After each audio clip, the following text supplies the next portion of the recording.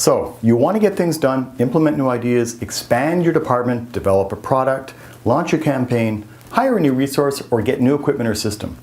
Here are 6 steps you need to take to get your business case approved before you even write it.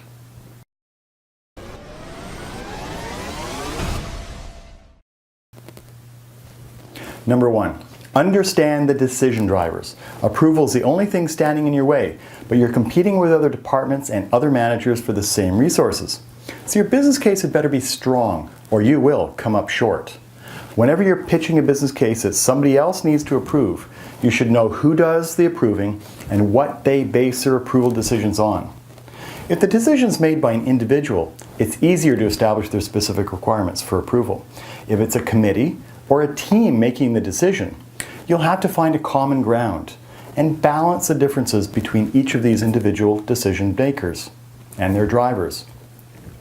So in the case of the CFO, for instance, their decision drivers will be largely financial. There'll be some risk analysis thrown in, but how do they make their financial decisions? What calculations do they do? And what analysis do they do in order to determine the financial viability of initiative? So for a VP operations, for instance, their decision drivers might include financial, but also resources, risks, and impact on their other responsibilities and activities they're responsible for. Your head of human resources will also have different decision drivers, such as the impact on existing staff, availability of resources, which includes timing, salary bands, and those kinds of things, and who might be impacted. So the other departments, such as IT, security, risk management, logistics, and all of those would have other drivers. There are specific issues and drivers that you should understand and address in your business case. So number 2, you need to build credibility. It's not just enough to have a great business case. You have to be credible. The need for credibility includes not only your track record of performance and deliverables, but the credibility of the information and analysis you do to justify your business case.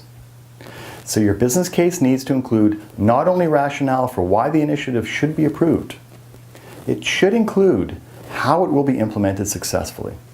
So you can highlight your track record and provide a concise and believable approach to implementation that helps assure the decision makers that you will succeed.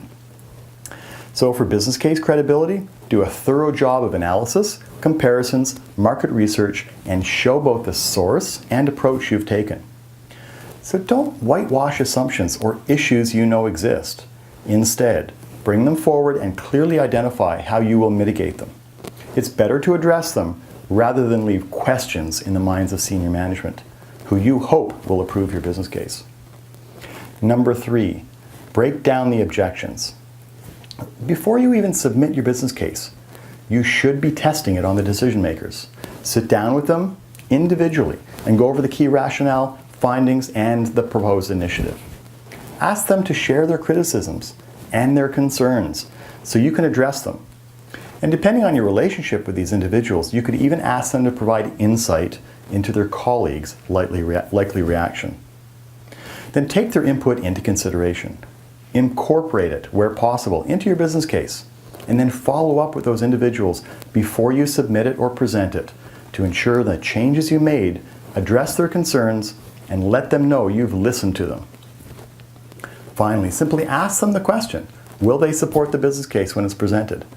If so, you've clearly dealt with their objections and gained a supporter. If not, you'll know that you can either make changes and gain their support, or you will have to overcome their objections some other way, perhaps through the support of other decision makers. 4 is influence the influencers. So sometimes you're not able to get the attention of the actual decision makers. If not, then you need to identify who influences those decision makers. Sometimes it's an individual who reports directly, and of course, even if you're able to deal with the actual decision makers, it never hurts to gain support from those who advise the decision makers. For instance, if your CFO relies on a specific individual to do cost-benefit analysis, meet with that individual. Get their take on your business case. Get their insights, make changes in your analysis, or perhaps even the way you present based on their input, and then try to get their support. Number 5, orchestrate the pitch. Don't leave your business case submission to chance. You should try to orchestrate how it's represented and how it's presented to the decision makers. If possible, make a presentation to those decision makers before they have a chance to read the business case, so you can prepare them with the key facts and demonstrate that you conferred with everybody, address their issues, and have broad support. If you have discussions with the influencers, as mentioned above, speak with them again individually to remind them of their participation in helping to develop the final document, and ask them if they can voice their support to the decision makers.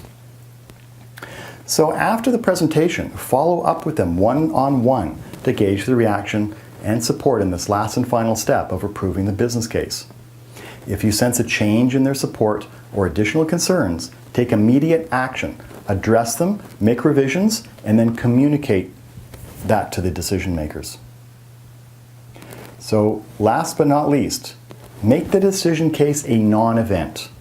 Getting your business case approved is about much more than simply developing a solid business case document and submitting it for approval. If you follow the steps I've talked about already, by the time your business case gets to the point where an approval signature is required, you'll have already paved the way for that signature.